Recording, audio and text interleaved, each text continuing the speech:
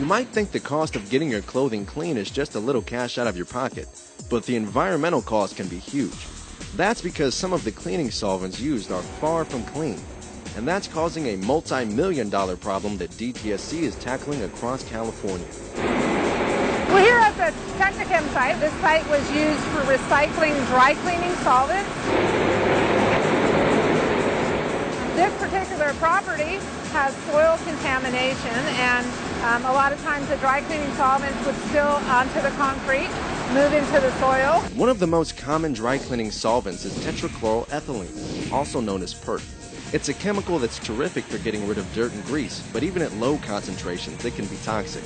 And if it gets into the soil and groundwater, it can linger there for decades. PERT can possibly affect the air we breathe, as its vapors can migrate through the soil or groundwater and eventually end up inside our homes and businesses. PERT also has been linked to cancer. Solvents in the soil underneath the building can cause indoor vapors, and those vapors can be harmful to people using the buildings. It can get into the groundwater. The groundwater in this location flows into San Francisco Bay. This site is one of more than 300 PERT-contaminated sites in California that DTSC is cleaning up. The department is spending millions of taxpayer dollars to protect our environment by removing this toxic chemical from our soil and groundwater. Our job is to get that contaminated soil out so that this site can be used safely. Sounds pretty simple, right? Well, you'd be wrong. It turns out that this concrete floor is an integral part of what's holding up the roof. ERRG, the company doing the digging, is taking special precautions to prevent the entire building from collapsing when they cut the concrete floor to get to the contaminated soil.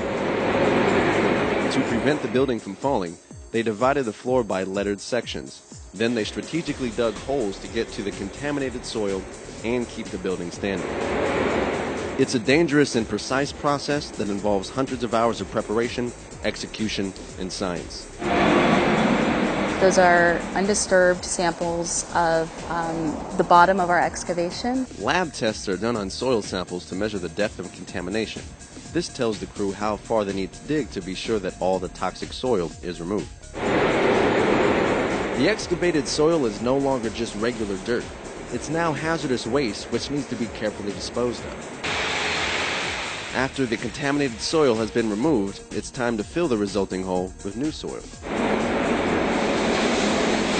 Really, the biggest reason we do this is to make sure that people using the building as well as neighbors remain safe. Something as simple as dry cleaning clothes can have a lasting effect on the environment. So play your part.